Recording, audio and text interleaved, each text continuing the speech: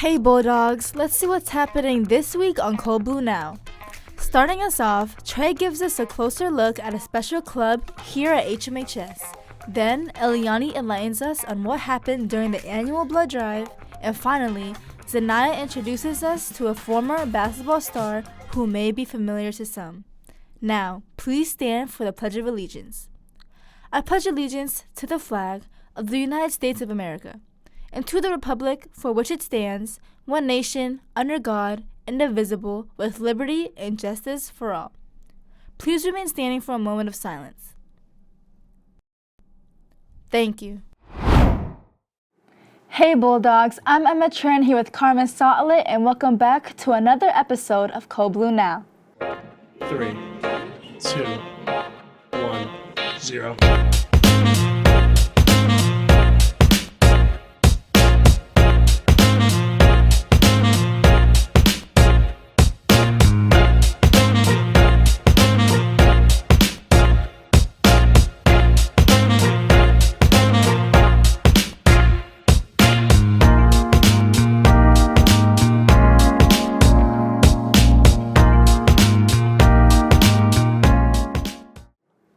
Now that midterms are over, how do you think they went, Carmen? They were actually pretty okay. Really? Even Mrs. McDonough's? Okay, you got me there. Hers was a little rough. I almost pulled an all-nighter studying for it. Yikes, you really should have gotten a good night's rest instead. Did you at least bring in your money last week? I completely forgot about that, Emma. If any other seniors owe any of their dues, be sure to get them paid in full to Miss Regan so you can participate in any upcoming senior activities. Well, it's a good thing I reminded you then. I definitely don't want you to miss out. You're right. Senior year has just been so stressful, though, with all of the homework to keep up with and all of the college stuff on top of it, too. Stress can build up so easily, but luckily for you, Active Minds is a club here at HMHS that promotes awareness for mental health. Any high school students who are interested in helping to spread this awareness and promote good mental health should be on the lookout for their next meeting. I'm so glad that we have a club here that dispels the stigma around mental health and managing stress. It really feels like it can be overlooked sometimes. Same here. It's also a really great way to meet new people. Actually, there's also another club here that encourages people to reach out and build new friendships. It's called Best Buddies. Let's send it over to Trey to give us a closer look. What if I told you the biggest initiative for disabled and mentally challenged people in America was a club that is in HMHS? And odds are, you probably are in it. Best Buddies is a program that we have for all students to come together, whether they have a disability or not. It just gives everyone a chance to share your interest and just an opportunity for everyone to hang out and get to know each other. So while some students do have a disability, a lot don't. So it's just a good opportunity for kids to just kind of hang out, share their interest, and just make some bonds. Salma Zaid, the 10th grade president of Best Buddies, believes joining the program gives you the opportunity to create lasting friendships, develop leadership skills, and make a positive impact in your community. Best Buddies allows you to have relationships and build friendships with people that you normally wouldn't talk to, whether it is with people with disabilities or just people in other grades. It's also a really fun program. We do a lot of crafting, a lot of different activities. Typically this is up here.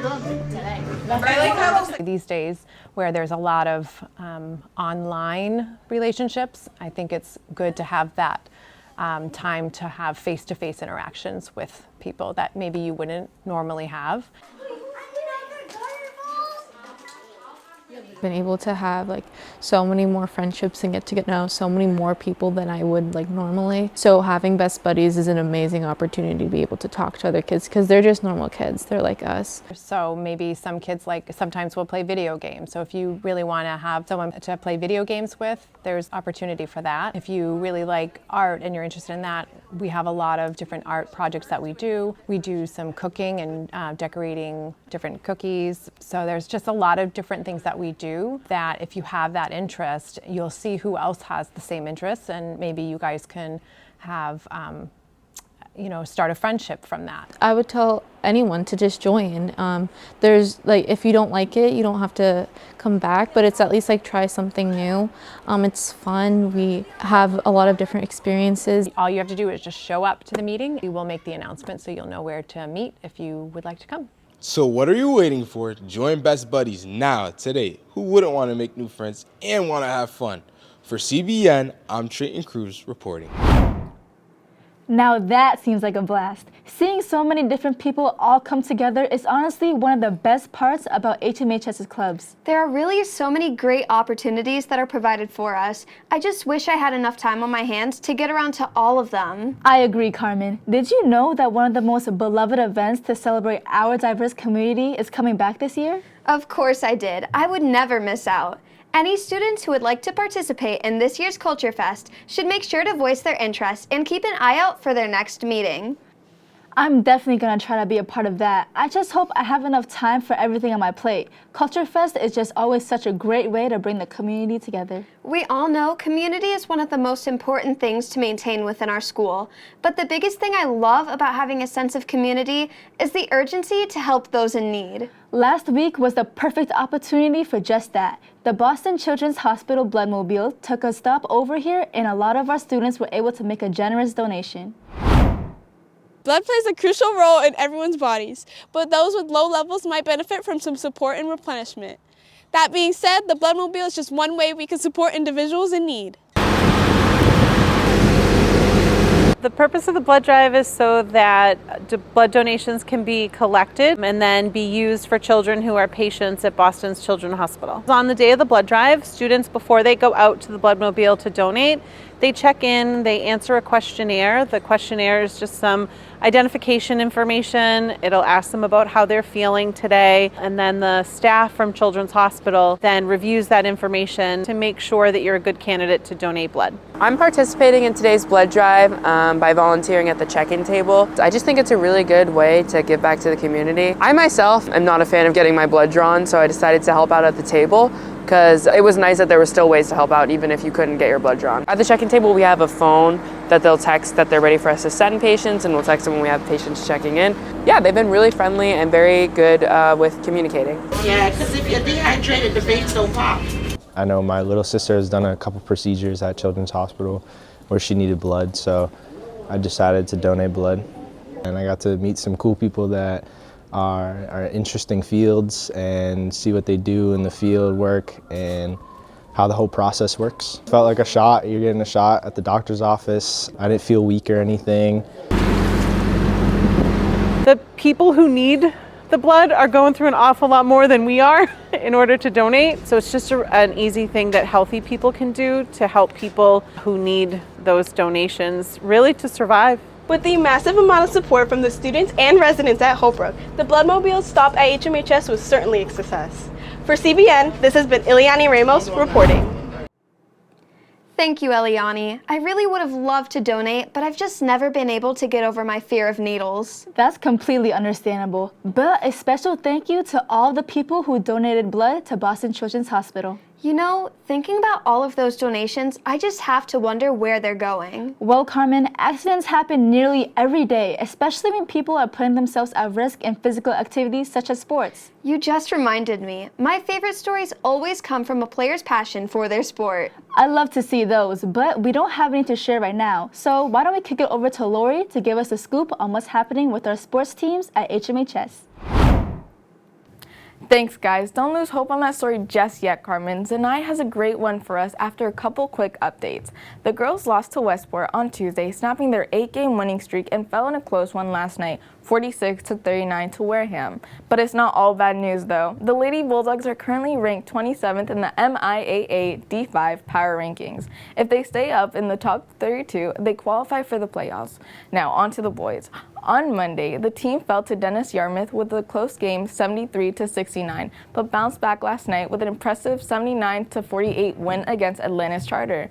They wrap up their game tonight at 6 p.m. against Neighborhood House at the Kroc Center.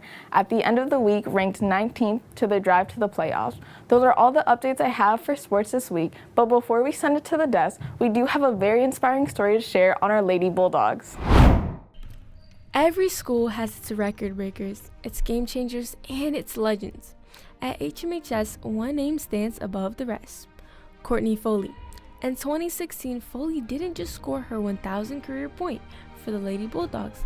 She shattered the ceiling placed above her since well before Title IX by becoming the very first female to score 1,000 points in Holbrook Middle High School history. Foley for three. She's got it!